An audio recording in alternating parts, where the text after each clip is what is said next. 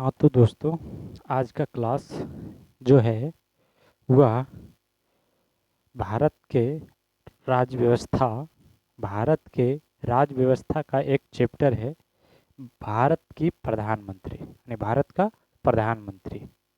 तो भारत का प्रधानमंत्री जो होता है उसके बारे में चर्चा आज करेंगे। यानी भारत का प्रधानमंत्री का चुनाव क्या होता है, कार्यकाल क्या होता है, किस प्रकार से बनता है, उसके पास शक्ति क्या क्या है, उस सभी बातों की आज चर्चा करेंगे।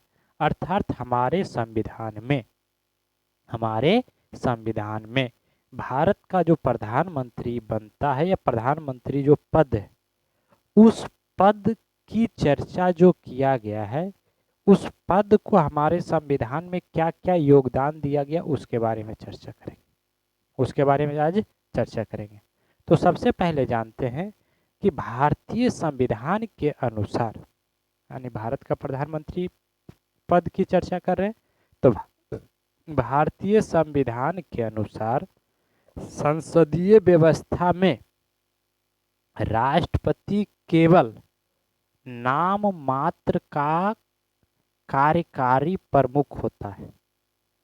अर्थात कहने का मतलब हुआ कि हमारे संविधान में राष्ट्रपति जो पद होता है वह सर्वोच्च पद माना गया, सर्वोच्च पद है, लेकिन वह पद केवल कार्यकारी पद है, यानी नाम मात्र का है। कहने का मतलब हुआ कि राष्ट्रपति काम नहीं करेगा, उससे काम कराया जाएगा, राष्ट्रपति से काम कराया जाएगा। और कराएगा कौन? तो भारत का प्रधानमंत्री। भारत का प्रधानमंत्री अर्थात प्रधानमंत्री का जो पद है वह राष्ट्रपति से अपना काम करवाता है। तो इस प्रकार से हम बोल सकते हैं कि भारत का जो राष्ट्रपति है वह केवल नाम मात्र का है, वह केवल नाम मात्र का है, जबकि वास्तविक कार्यकारी शक्ति यानी जो भी शक्ति है वह प्रधानमंत्री में निहित है। भारत का जो राष्ट्रपति है, राष्ट्रपति जो है यह केवल नाम मात्र का है, और वास्तविक जो होता है वह भारत का प्रधानमंत्री होता है, भारत का प्रधानमंत्री। तो वास्तविक अगर जो कार्यकारी मंत्री अगर जो बोला जाए, अरे वास्तविक रूप से काम करने का काम जो करता है, काम कराने का काम जो करता है, वह भारत का प्रधानमंत्री, भारत का प्रधानमंत्री काम कराता है। तो इस प्रकार से हम बोल सकते हैं कि भारत का राष्ट्रपति जो है वह केवल नाम मात्र का है, जबकि वास्तविक कार्यकारी कौन होता है? तो भारत का प्रधानमंत्री होता है, भारत का प्रधानमंत्री होता है।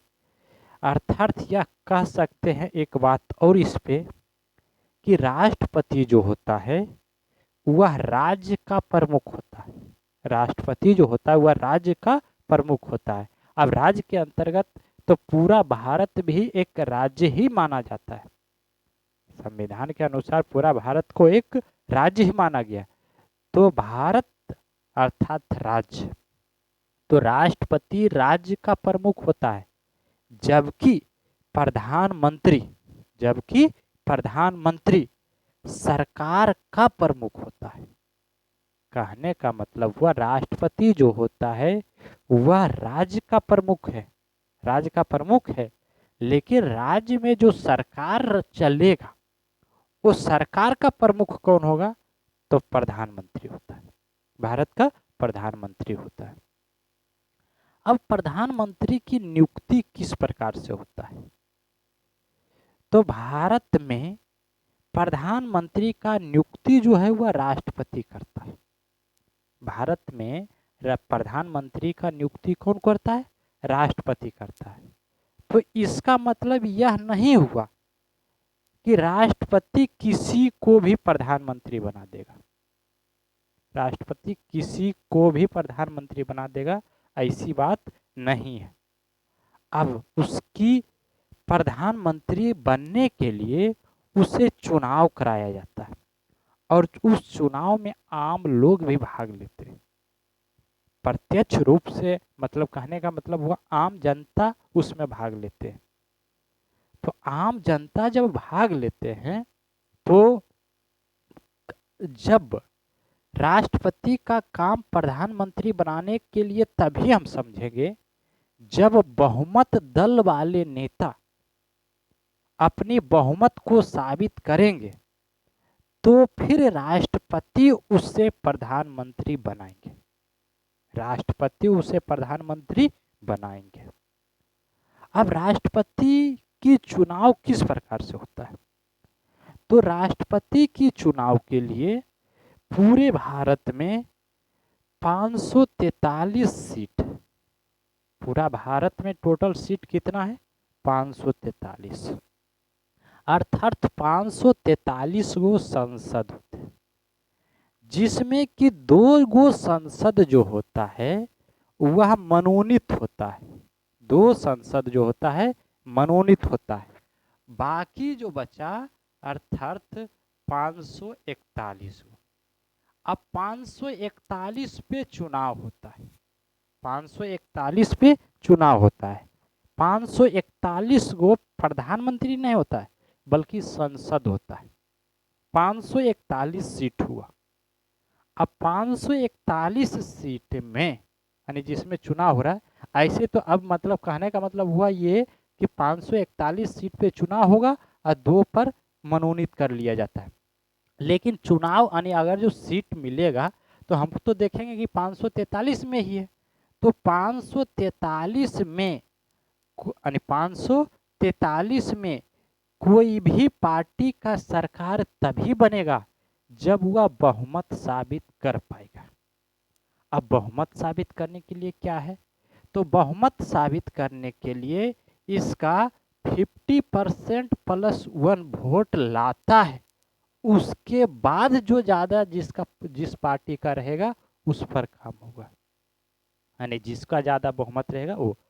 तो सबसे पहला मिनिमम बोला गया है कि इसका आधा करेंगे, तो आधा लगभग आ जाता है कितना? 272। कितना आता है? 272। 272 सीट कोई भी पार्टी या पर्सनली या अन्य पार्टी आपस में मिलकर अगर जो 272 सीट लाता है तो वह प्रधानमंत्री बना सकता है, यानी प्रधानमंत्री उसके यानी बहुमत वो साबित कर लिया, वह बहुमत साबित कर लिया। अब जैसे कि आप देखते हैं, पहले समझते हैं पिछले चुनाव में जो लोकसभा की चुनाव हुआ, तो लोकसभा की चुनाव में यानी लोकसभा ही भाग लेते हैं, यानी लोकसभा से प्रधानमंत्री बनते हैं। तो मुख्य रूप से 2 पार्टी सामने आया, एक बीजेपी और दूसरा कांग्रेस। एक बीजेपी आया, दूसरा कौन आया? कांग्रेस आया। बीजेपी को टोटल अपना चुनाव कराया, चुनाव कराने के बाद इसे 240 सीट मिला। अर्थात कहने का मतलब हुआ पूरा भारत में ये अपना चुनाव कराया, और चुनाव कराने के बाद पता चला कि इसको 240 सीट अर्थात 240 गो संसद जो बीजेपी से खड़ा हुआ था वो जीता, और वही कांग्रेस से 99 सीट मिला, यानी कांग्रेस को 99 गो, पूरा भारत में 99 संसद जो था वह कांग्रेस का जीता। अब इस प्रकार से तो हम देख सकते हैं कि कोई एक पार्टी तो पर्सनली अपना सरकार नहीं बना पाएगा। सरकार बनाने के लिए 272 से अधिक सीट होना चाहिए, 272 से अधिक सीट होना चाहिए। लेकिन जब 272 से अधिक सीट नहीं आया तो अब अन्य पार्टी आपस में गठबंधन करेंगे, अन्य पार्टी मिलकर आपस में गठबंधन करेंगे, जिसमें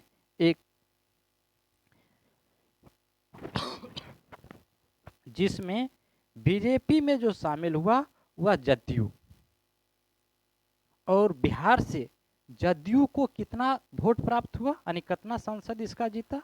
12 गो। जदयू का कितना सीट मिला? तो 12 गो।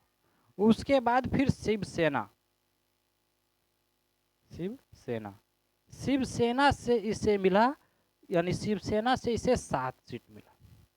उसके बाद एक और पार्टी था टीडीपी, टीडीपी पार्टी से इसको 16 सीट मिला।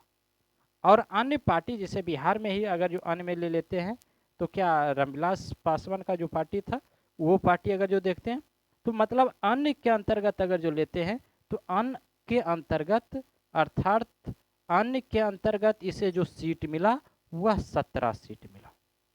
और इस प्रकार से बहुमत साबित करने के लिए ये व्यक्ति को अपने में मिलाया और मिलाने के बाद अब इसको टोटल जो सीट हो गया वह टोटल सीट जोड़ने के बाद 292 सीट हो गया। कितना हो गया? 292 सीट हो गया। अर्थात अब बीजेपी अपना बहुमत साबित कर लिया, अब अपना सरकार बना सकता है, अब अपना सरकार वो बना सकता है। अब वही चर्चा करते हैं। तो कांग्रेस में अपने दल से यानी कांग्रेस अपना बहुमत से 99 सीट लाए और 99 सीट के बाद बिहार से एक पार्टी आरजेडी सपोर्ट किया और आरजेडी सपोर्ट किया, लेकिन ये मात्र 4 सीट ही दे पाया। कितना सीट पे ये लड़ा था? तो टोटल ये सीट 23 सीट पर पूरा बिहार में लड़ा था, 23 सीट में मात्र 4 सीट ही दे पाया। और इस प्रकार से हम देखते तो टोटल पार्टी कांग्रेस में मिलते मिलते मात्र 234 सीट प्राप्त कर पाया। कितना सीट प्राप्त किया? 234 सीट। तो अब सोचा जाए कि इसमें सरकार कौन बनाएगा, बीजेपी का गठबंधन जिसके साथ किया या कांग्रेस के गठबंधन जिसके साथ हुआ? तो कन्फर्म है कि अब बीजेपी ही अपना सरकार बनाएगा, कारण कि कम से कम 272 सीट चाहिए और 272 सीट में ये कितना ले रहा है? 292 सीट। तो इस प्रकार से बीजेपी ने अपना सरकार बनाया, इस प्रकार बीजेपी ने अपना सरकार बनाया। और बीजेपी जब अपना सरकार बनाया तो बीजेपी गठबंधन जो अपना सरकार बनाया, अब सभी संसद या सभी पार्टी या सभी व्यक्ति जो भी संसद बने हैं वो सब अब अपने में बहस करेंगे, अपने में सोचेंगे कि हमें प्रधानमंत्री किसे बनाना है।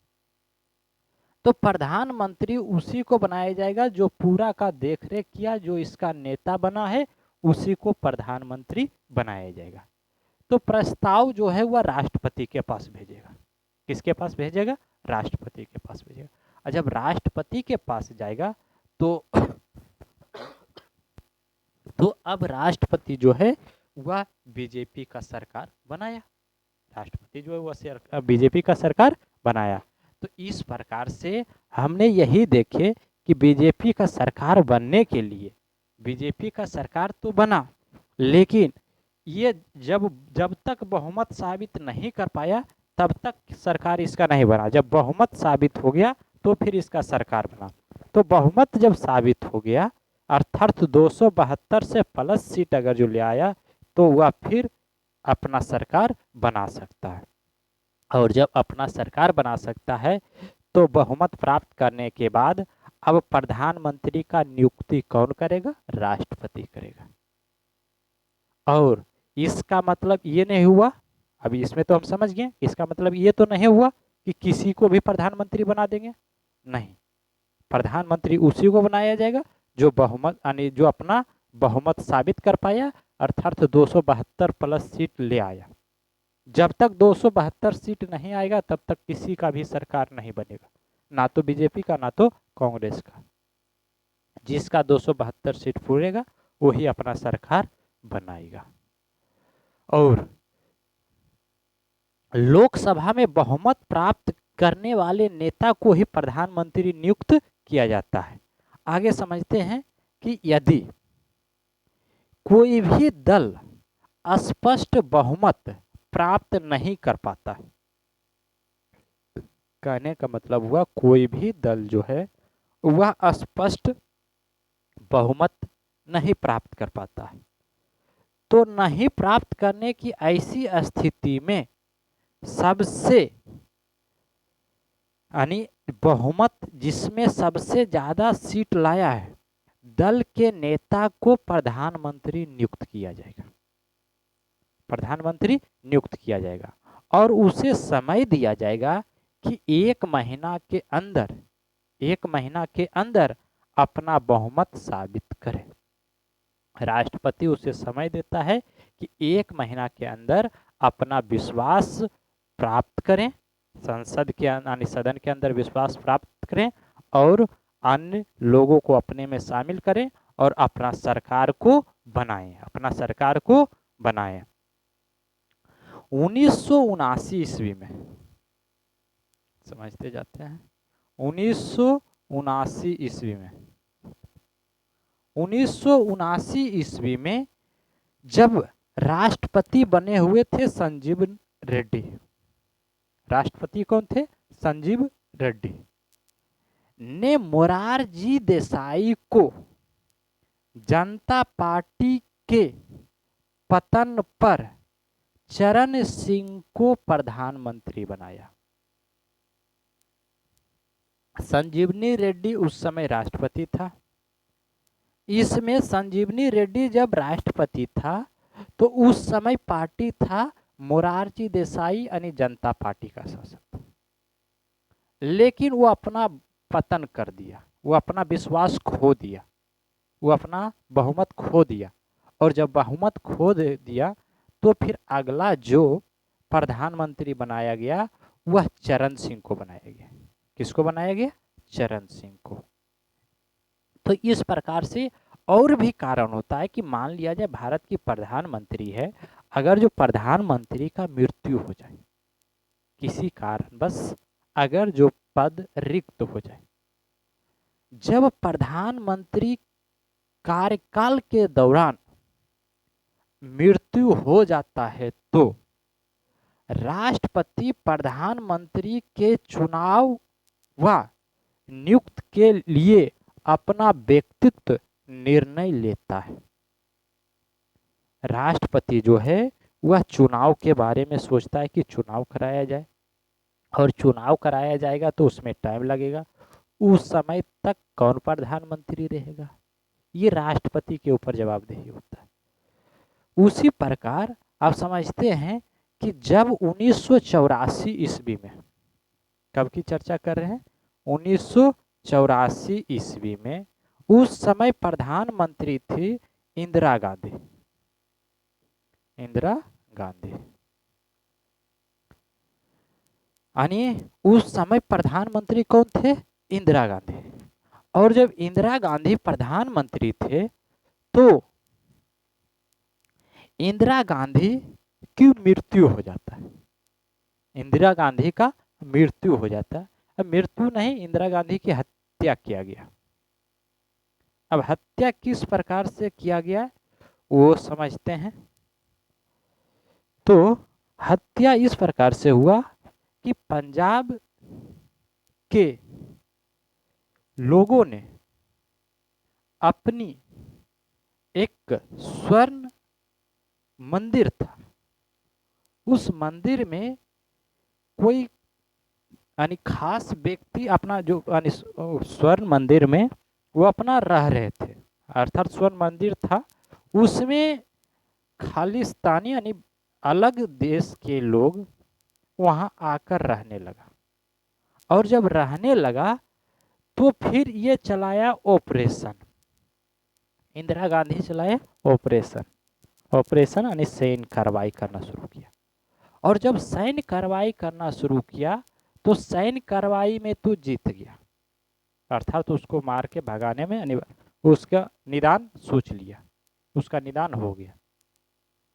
लेकिन वहां के जो भी पब्लिक थे, पंजाब के जो स्वर्ण मंदिर के में रहने वाले पुजारी वगैरह थे, उसको ये बात सही नहीं लगा। और जब सही नहीं लगा तो इंदिरा गांधी का ही 2 गार्ड था जो पंजाबी था, इंदिरा गांधी का ही 2 गार्ड था, वो पंजाबी था। उन्होंने इंदिरा गांधी को गोली मार दिया, उन्होंने इंदिरा गांधी को गोली मार दिया। तो इस प्रकार से 1984 ईस्वी में। कब गोली मारा गया था? 1984 ईस्वी में। और इंदिरा गांधी की हत्या हो गया। और जब इंदिरा गांधी की हत्या हो गया तो अब उस समय राष्ट्रपति के रूप में थे ज्ञानी जैली सिंह। राष्ट्रपति इस समय कौन था? राष्ट्रपति थे ज्ञानी जैल सिंह। जैली सिंह कहीं रहा था या कहीं जैल सिंह? राष्ट्रपति थे ज्ञान जैल सिंह। अब जब राष्ट्रपति ज्ञान जैल सिंह थे तो उन्होंने राजीव गांधी को प्रधानमंत्री नियुक्त किया। प्रधानमंत्री किसको नियुक्त किया? राजीव गांधी को।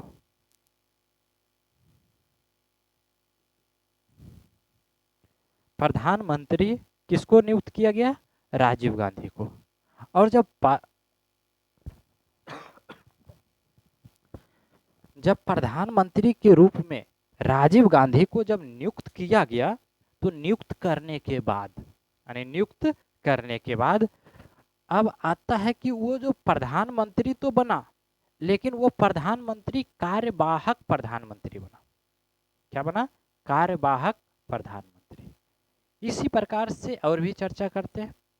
सन 1980 ईस्वी में दिल्ली उच्च न्यायालय ने कहा कि 1980 ईस्वी में दिल्ली उच्च न्यायालय ने अपना बयान दिया था या अपना फाइनल रिपोर्ट दिया था। उसमें कहा गया था कि यह जरूरी नहीं है कि लोकसभा में बहुमत साबित करे, बल्कि राष्ट्रपति प्रधानमंत्री चुन सकता है। कहने का मतलब हुआ, इस बयान में बताया गया है कि ये 272 सीट लाने का जरूरी न है।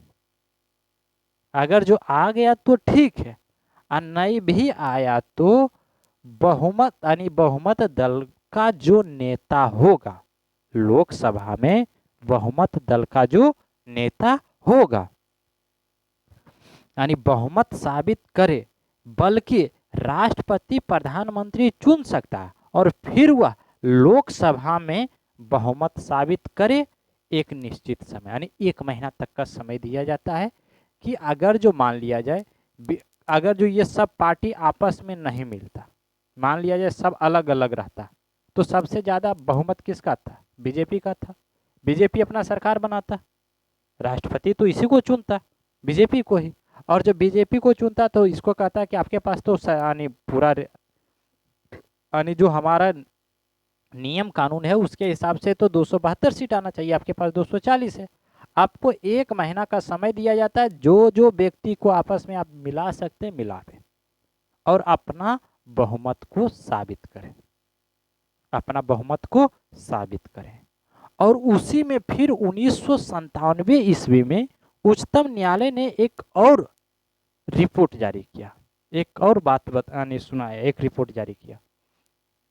कहा कि एक व्यक्ति को जो किसी भी सदन का सदस्य ना हो, मान लिया जाए कि वैसी व्यक्ति जो अपना बहुमत यानी हर एक पार्टी अपना अलग अलग है, और जब हर एक पार्टी अलग अलग है तो 272 सीट ला पाना संभव नहीं हो रहा, तो फिर नहीं ला पा रहा है और बीजेपी अपना सीट लाया इतना, और मान लिया जाए कोई इसमें मिलेगा ही नहीं, और एक कोई व्यक्ति मान लिया जाए कांग्रेस के तरफ से या फिर एक कोई व्यक्ति इधर से ही जदयू हो गया, शिवसेना हो गया, टीआरपी या फिर अन्य जो भी है, उसमें कोई एक ऐसा व्यक्ति है जिस पे हमको विश्वास है, अर्थात राष्ट्रपति को विश्वास होता है कि अनुमान लगाता है कि अगर जो इस व्यक्ति को चाहे कम ही बहुमत लाया है, लेकिन अगर जो विश्वास है कि ये व्यक्ति अपना बहुमत साबित कर लेगा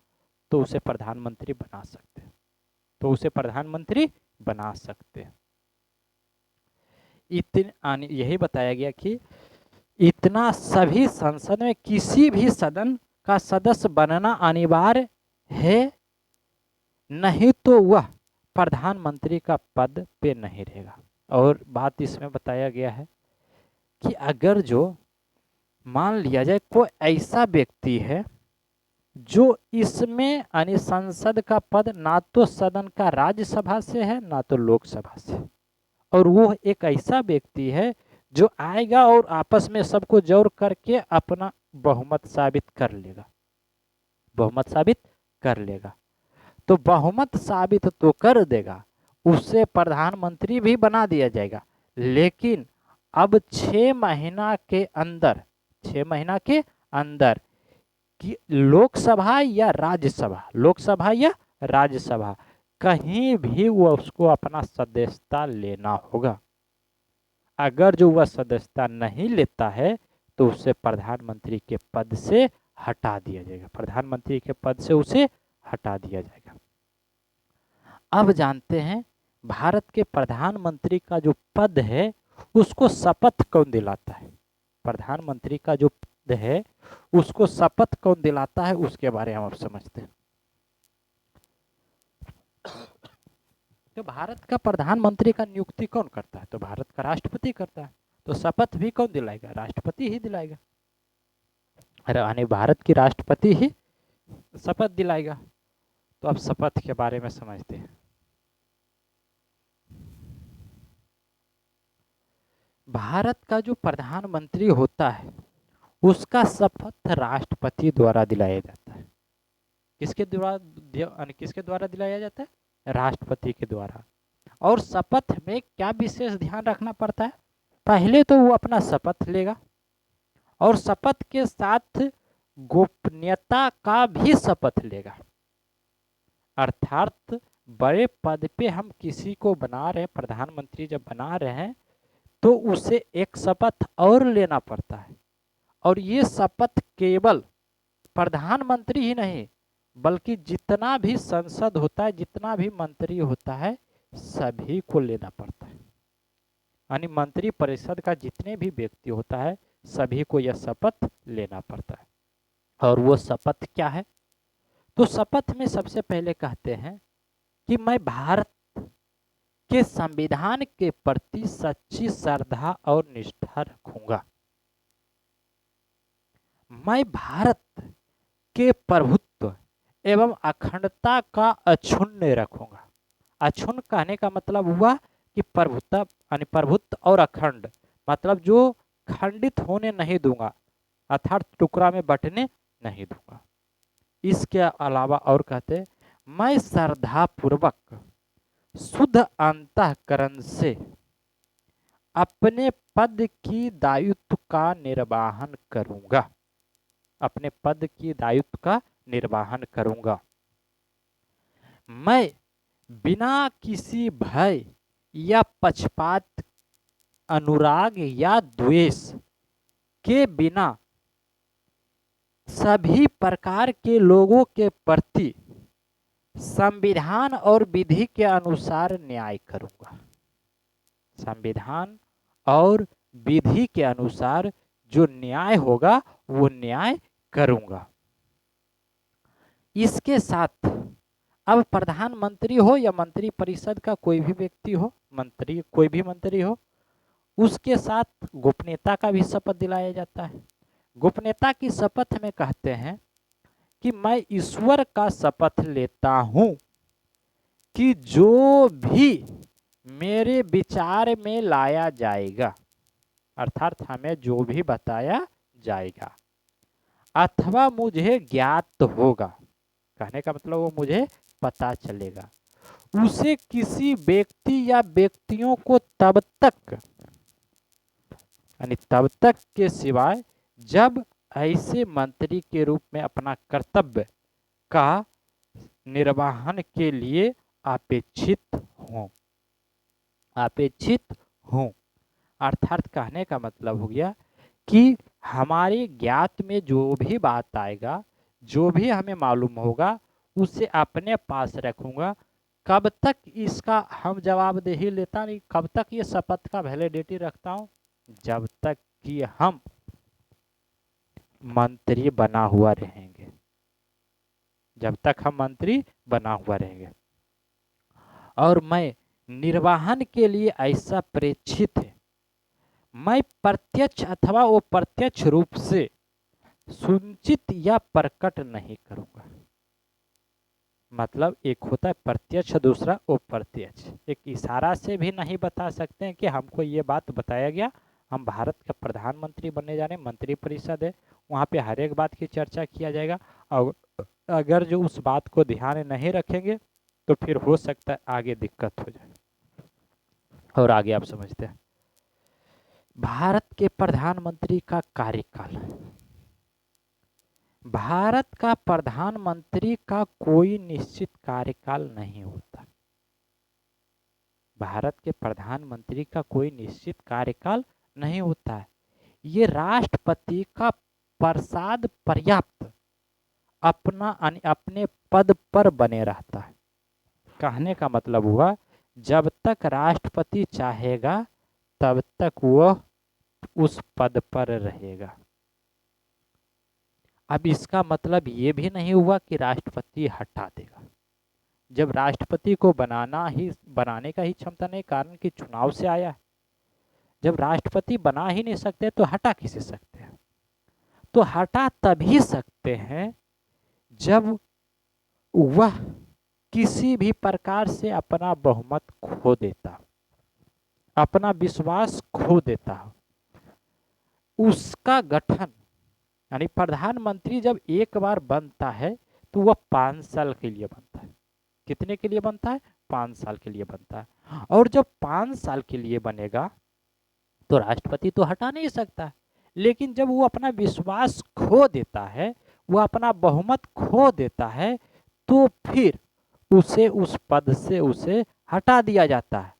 और त्यागपत्र अगर जो नहीं देता है, मान लिया जाए कोई ऐसा प्रधानमंत्री आ जाए जो कहे हम त्यागपत्र देंगे ही नहीं, तो जब त्यागपत्र नहीं देगा तो राष्ट्रपति के पास शक्ति है कि उसे बर्खास्त कर दे, मतलब उसे हटा दे। राष्ट्रपति के पास शक्ति है। अब जानते हैं भारत का प्रधानमंत्री जो होता है उसका यानी प्रधानमंत्री का वेतन कितना होता है? प्रधानमंत्री का वेतन कितना होता है?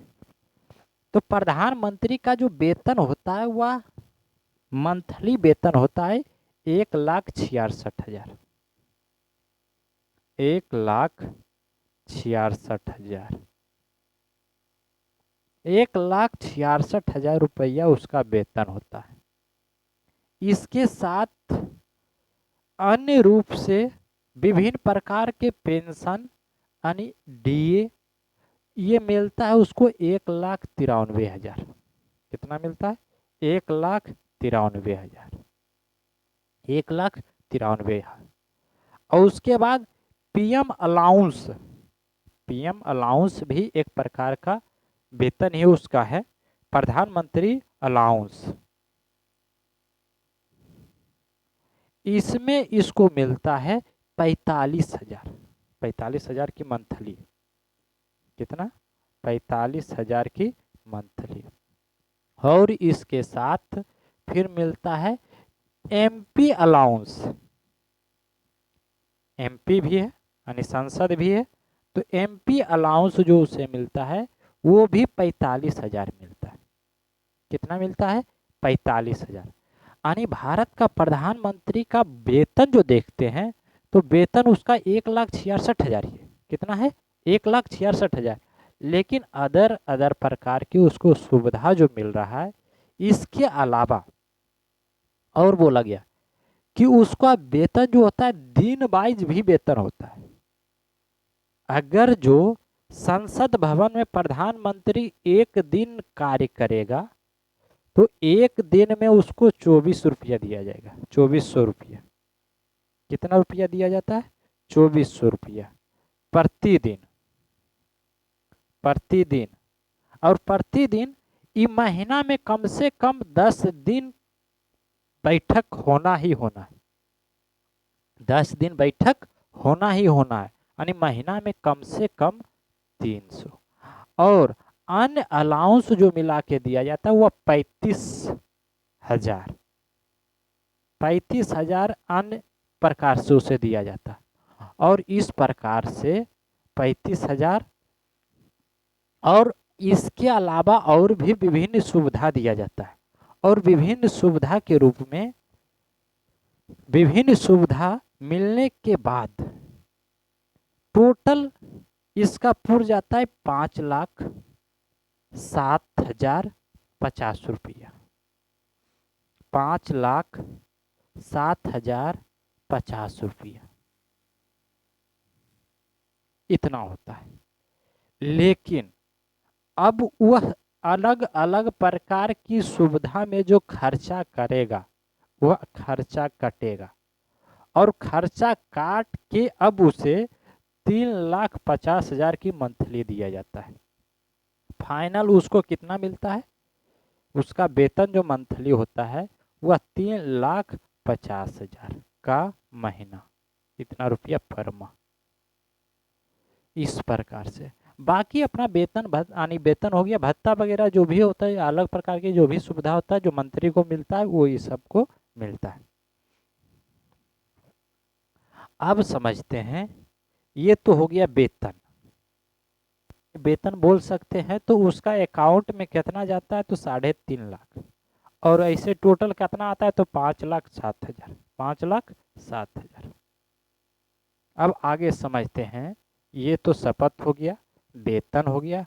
अगला अब समझते हैं कि भारत का जो प्रधानमंत्री होता है उसका कर्तव्य क्या होता है, या पावर क्या होता है, या शक्ति क्या होता है, कौन कौन से काम करते हैं प्रधानमंत्री का कार्य या शक्ति, कार्य या शक्ति। तो कार्य जो किया जाता है यानी प्रधानमंत्री कार्य करेगा तो मान लिया जाए मंत्री परिषद से संबंधित जो भी कार्य करेगा, मंत्री परिषद से संबंध, मंत्री से जो भी काम कराएगा, मंत्री से संबंधित। अब क्या बोला गया, मंत्री से संबंधित कौन कौन से काम होगा, तो बोला गया मंत्री से संबंधित जो काम होता है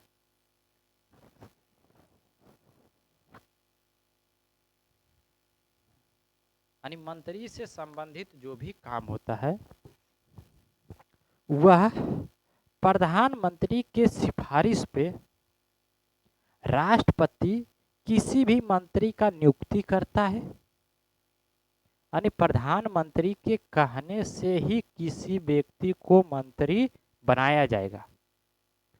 और राष्ट्रपति सलाह यानी राष्ट्रपति को सलाह देकर फिर प्रधानमंत्री चाहेगा तो उसे राष्ट्रपति को सलाह दिया और मंत्री पद से हटा सकता है, उस मंत्री पद से उसे हटा सकता है।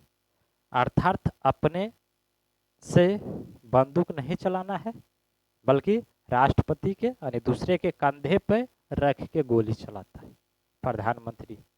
अर्थात कहने का मतलब वो अपने से काम नहीं करता है बल्कि करवाता है।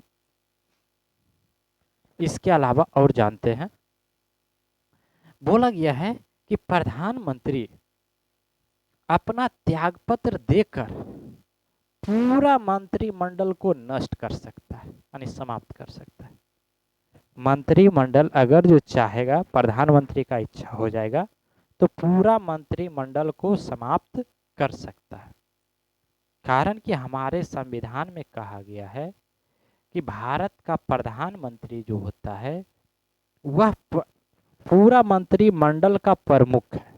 आगे देखेंगे, आगे उसके बारे में और बताएंगे। पहला भी यहाँ पे ये समझना था कि भारत का जो प्रधानमंत्री है, अगर जो लगेगा कि मंत्री हमारे बाहर है, हमारी बात को नहीं मान रहा है, तो आराम से खुद त्याग पत्र दे देगा। और जैसे त्याग पत्र देगा पूरा उसका बहुमत खत्म। कहने का मतलब वह पार्टी तहस नहस, मंत्री परिषद का जो मंत्री है सब खत्म। वह मंत्री के विभिन्न मंत्रालय बनाता है। मंत्रालय बनाने का भी काम किसका रहता है? प्रधानमंत्री का है। इसके अलावा उसमें जो भी फेर बदलाव करना है तो वह फेर बदलाव कौन करेगा? तो भारत का प्रधानमंत्री ही करेगा, भारत का प्रधानमंत्री ही करेगा। इसके साथ वह मंत्री परिषद की बैठक की अध्यक्षता करते हैं और गतिविधियों को नियंत्रण निर्देशित भी करता है। अर्थात मंत्री परिषद का अध्यक्षता कौन करता है? तो खुद प्रधानमंत्री करता है। और जब प्रधानमंत्री कर रहा है तो उस पर नियंत्रण रखना है या उसे निर्देशित करना है, तो ये सभी काम करते हैं। अगर मान लिया जाए कि यदि प्रधानमंत्री त्यागपत्र या मृत्यु होने पर मंत्रिमंडल क्या होगा, मंत्री परिषद क्या होगा? तो मंत्री परिषद विघटित हो जाता है, समाप्त हो जाता है। अगर जो प्रधानमंत्री को कुछ हो गया, त्यागपत्र या दे दिया या उसकी मृत्यु हो गया, तो पूरा मंत्रिमंडल जो होता है वह विघटित हो जाता है। फिर से अब चुनाव कराया जाएगा, फिर से जो बहुमत दल का नेता होगा उसको बनाया जाएगा, क्योंकि प्रधानमंत्री जो है मंत्री परिषद का प्रमुख है। अब प्रमुख ही गायब है तो फिर बाकी सबका क्या मतलब है? कोई मतलब नहीं। प्रधानमंत्री अगर जो त्यागपत्र दे दिया या उसकी मृत्यु हो गया तो फिर सारा मंत्रिमंडल तहस नहस हो जाएगा, सब समाप्त हो जाता है, विघटित हो जाता है। क्या एक मंत्री अगर जो त्यागपत्र देगा तो क्या पूरा मंत्रिमंडल तहस होगा? नहीं। प्रधानमंत्री को छोड़कर कोई भी अपना त्यागपत्र दे दे तो कोई असर आने वाला नहीं है। उसको हटाकर प्रधानमंत्री स्वतंत्र है कि किसी और को बना देगा, उसके जगह पे किसी और को बना देगा। तो ये हुआ मंत्री परिषद से संबंधित। आप समझते हैं राष्ट्रपति से संबंधित कौन कौन से काम होता है।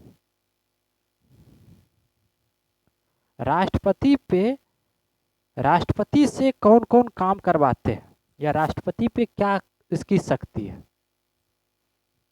राष्ट्रपति और मंत्री परिषद के बीच एक मुख्य कड़ी होता है। प्रधानमंत्री क्या है? तो राष्ट्रपति और मंत्री परिषद। प्रधानमंत्री कोई भी नियम ला रहा है या किसी भी व्यक्ति को हटाना है तो खुद से तो हटाता नहीं है, वो राष्ट्रपति को आदेश देता है कि हटा दो, उसे इस पद से हटाया जाए। कह भी दिया प्रधानमंत्री, लेकिन प्रत्यक्ष रूप से कौन सामने आता है? राष्ट्रपति। राष्ट्रपति कहता है कि इसको इस पद से हटाया जाता है। तो मतभेद तो इन दोनों के बीच होता है। प्रधानमंत्री तो साइड है और लास्ट में पता चला कि अच्छा माहौल क्या है, ये माहौल है, दोनों को आपस में कैसे मिला के रखना तो प्रधानमंत्री अब समझेगा। और आगे अब फिर समझते हैं, वह राष्ट्रपति के विभिन्न अधिकारियों जैसे भारत के महान न्यायवादी, महानियंत्रक एवं महालेखा परीक्षक, लोक सेवा यानी संघ लोक सेवा आयोग का अध्यक्ष होता है। प्रधानमंत्री खुद यानी संघ लोक सेवा का अध्यक्ष होता है एवं चुनाव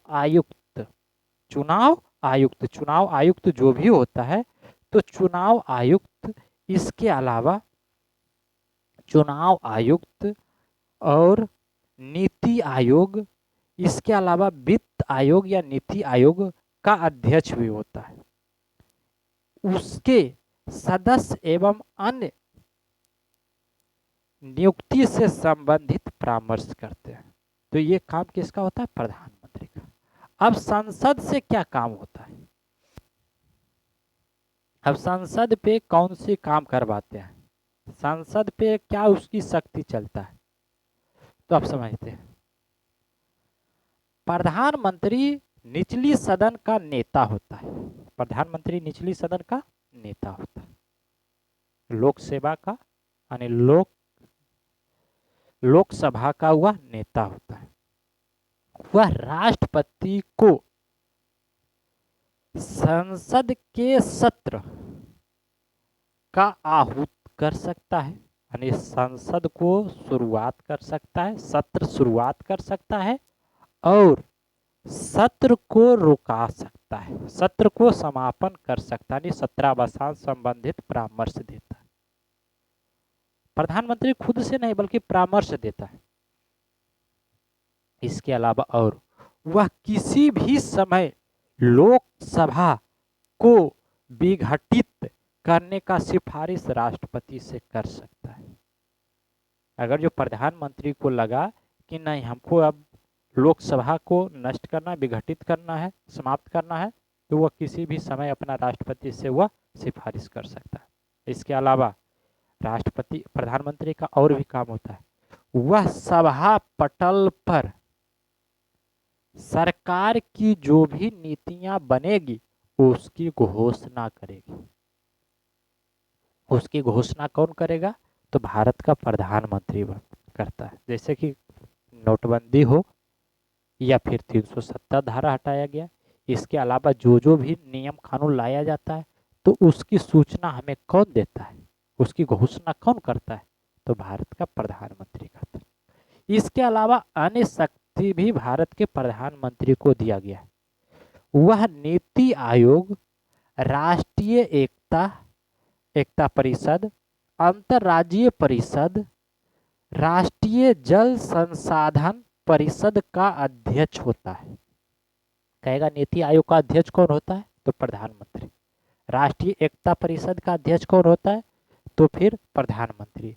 राष्ट्रीय जल संसाधन का अध्यक्ष कौन होता है? तो वह प्रधानमंत्री होता है। वह राष्ट्र की विदेश नीति की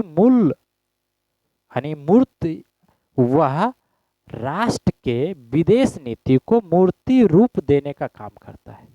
कहने का मतलब हुआ कि अगर जो कोई भी नियम विदेश से लाया गया है, वो नियम अगर जो सही लगे तो उस पे काम करे, लेकिन उसको फिर साइड कर दिया जाएगा, केवल मूर्ति बना के उसको छोड़ दिया जाएगा। वह केंद्र सरकार का मुख्य प्रवक्ता होता है। केंद्र सरकार का मुख्य प्रवक्ता होता है। आपातकाल के दौरान राजनीतिक स्तर से आपदा प्रबंध का प्रमुख होता है। आपातकाल के समय किसी भी प्रकार की घटना तो उसका प्रमुख कौन होता है? तो भारत का प्रधानमंत्री होता है। देश के नेता होने के नाते विभिन्न राज्यों और विभिन्न वर्गों के लोगों से मिलना, देश की स्थिति को समझना और लोगों से मिलना और समस्या की जानकारी को प्राप्त करना। वह सत्ताधारी दल के नेता होता है। वह सत्ताधारी दल का नेता होता है। वह सेनाओं का भी राजनीतिक रूप से प्रमुख होता है। वह सेनाओं का राजनीतिक रूप से प्रमुख होता है। अब आगे जो है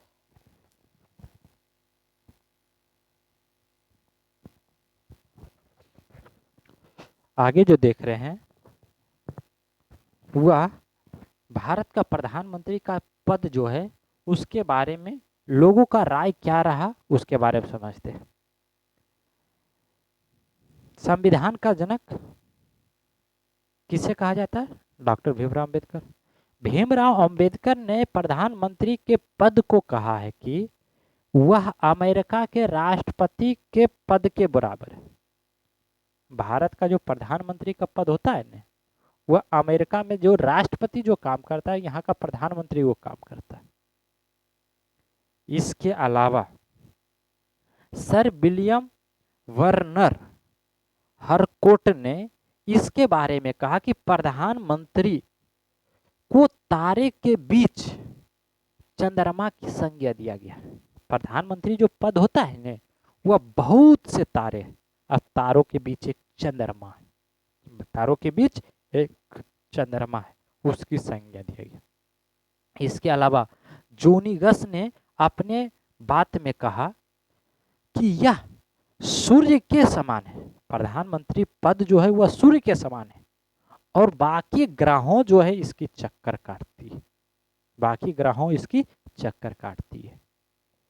इसके अलावा HRG ग्रेव्स ने कहा कि सरकार देश का प्रमुख है, लेकिन या और बोल सकते हैं और प्रधानमंत्री जो है वह सरकार का प्रमुख है। सरकार देश का प्रमुख है और प्रधानमंत्री सरकार का ही प्रमुख है। इसके बारे में मुनरो ने कहा है कि वह राज्य की नौका का कप्तान है। वह राज्य की नौका का कप्तान है। अर्थात राज्य अगर जो जिस दिशा में चल रहा है, नहीं नाव में जिस प्रकार नौका का काम होता है कि नाव को किस दिशा में ले जाना है, नाव को कैसे चलाना है, वही काम भारत का प्रधानमंत्री करता है। यानी राज्य का वह नौका का प्रधान यानी कैप्टन है। अगला रोमजे मयोर ने कहा है कि प्रधानमंत्री राज्य के जहाज का मल्हा है। वही बात हुआ कि ये मल्हा है, मतलब जहाज को चलाने वाला क्या बोला जाता है, मल्हा कहा जाता है। और आगे देखते हैं अब आर्टिकल 74, अनुच्छेद 74। अब अनुच्छेद 74 में क्या बोला गया है इसके बारे में समझते हैं। बोला गया भारत का जो राष्ट्रपति होता है, राष्ट्रपति की सहायता एवं सलाह देने के लिए एक मंत्री परिषद होता है। एक मंत्री परिषद होगा जिसका प्रमुख जो होगा वह प्रधानमंत्री होगा। राष्ट्रपति प्रधानमंत्री के सलाह से ही कार्य करेगा। राष्ट्रपति प्रधानमंत्री की सलाह पर पूर्ण विचार के लिए मंत्री के पास भेज सकता है, लेकिन अगर जो मंत्री जो भी राय दिया है फिर प्रधानमंत्री को बताने के बाद ही उस निर्णय को फाइनल किया जाए। यानी मान लिया जाए कोई भी नियम कानून प्रधानमंत्री लाना चाहते हैं तो राष्ट्रपति के पास भेजा, राष्ट्रपति हर एक मंत्री को ये सूचना देंगे कि ऐसा ऐसा बात किया जा रहा है, क्या कुछ चेंजिंग करना चाहिए नहीं करना चाहिए। तो अगर जो चेंजिंग हो या ना हो, फिर जब लागू किया जाएगा तो उस समय प्रधानमंत्री से सलाह लेना होगा, यानी सलाह लेना होगा। तो ये अनुच्छेद 74 के अंतर्गत बोला गया। अनुच्छेद अब 75 के बारे में, सॉरी यहाँ पे 74 यानी 74 74। अगला अनुच्छेद 75 के बारे में जानते हैं। अनुच्छेद 75 में क्या बोला गया है कि प्रधानमंत्री की नियुक्ति राष्ट्रपति करेगा। प्रधानमंत्री का नियुक्ति राष्ट्रपति करेगा, लेकिन मंत्री का नियुक्ति जो है वह प्रधानमंत्री के सलाह से ही किया जाएगा। प्रधानमंत्री का नियुक्ति कौन करता है, राष्ट्रपति करता है। और राष्ट्रपति का जब राष्ट्रपति करता है और मंत्री का नियुक्ति कौन करेगा, तो प्रधानमंत्री की सलाह से ही होगा। मंत्री राष्ट्रपति का प्रसाद पर्याप्त यानी प्राप्त अपना पद पर बने रहेगा। मंत्री कोई भी बना है तो वह कब तक रहेगा, तो वह निर्भर करेगा वहां यानी राष्ट्रपति के ऊपर। जब चाहेगा तब उसको हटा सकता है। मंत्री परिषद लोकसभा के प्रति सामूहिक रूप से उत्तरदायित्व होता है। तो ये किस में बताया गया है, अनुच्छेद 75 के अंतर्गत। अगला अनुच्छेद 78 के अंतर्गत कहा गया कि प्रधानमंत्री का कर्तव्य है कि वे मुख्यमंत्री जो प्रधान, यानी कहने का मतलब हुआ अनुच्छेद 78 के अंतर्गत प्रधानमंत्री की कर्तव्य के बारे में चर्चा किया गया। अब आगे कुछ बात को चर्चा करते हैं। वैसी प्रधानमंत्री को चर्चा करने जा रहे हैं जो पहले मुख्यमंत्री रहे, कहीं का मुख्यमंत्री रहे और उसके बाद फिर वो प्रधानमंत्री बने, जिसमें पहला है मोरारजी देसाई। कौन है, मोरारजी देसाई।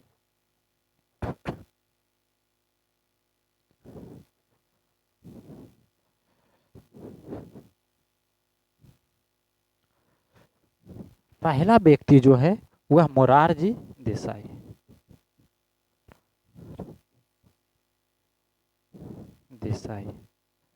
मोरारजी देसाई जो थे वह बम्बई 1952 में शुरुआती में पूरा बम्बई जो था उस बम्बई का पहले मुख्यमंत्री था। कहाँ का था, तो बम्बई का। और कब से कब तक रहा मुख्यमंत्री, तो 1952 से लेके 1956 तक। 1952 से लेके 1956 तक। उसके बाद दूसरा जो है वह चरण सिंह। चरण सिंह। और चरण सिंह जो है वह उत्तर प्रदेश के व्यक्ति थे।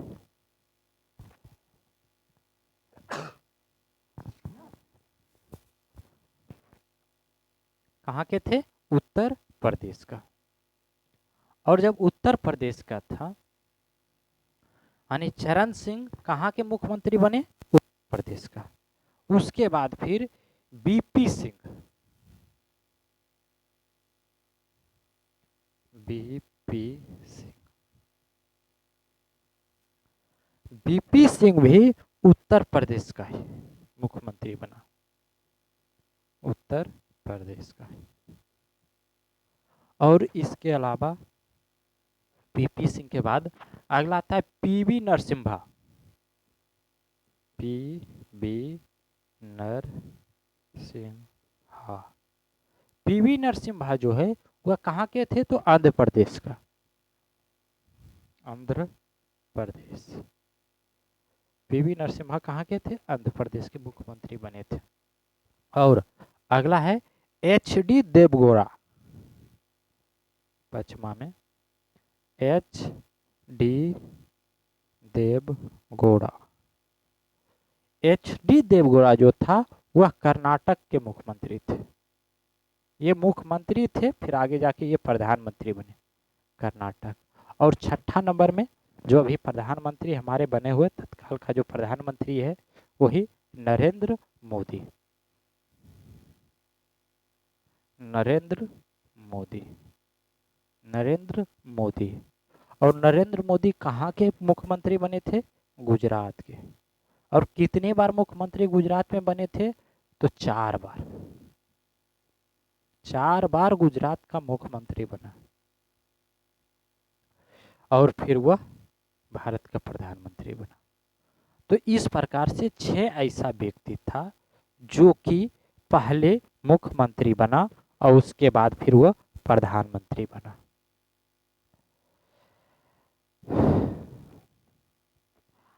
आगे और भी समझते हैं। जैसे कि हमारे देश में भारत जब से आज़ाद हुआ तब से अभी तक कौन कौन प्रधानमंत्री बने और कब से कब तक रहा। पहला प्रधानमंत्री जो है वह पंडित जवाहरलाल नेहरू। पहला प्रधानमंत्री कौन है? पंडित जवाहरलाल नेहरू।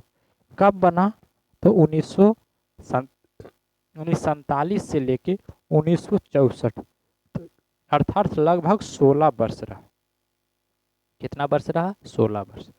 दूसरा जो बना वह गुलजारी नंदा। गुलजारी नंदा। ये कब से कब तक? 64 से लेके 64 यानी 27 मई से लेके 9 जून तक ये बना।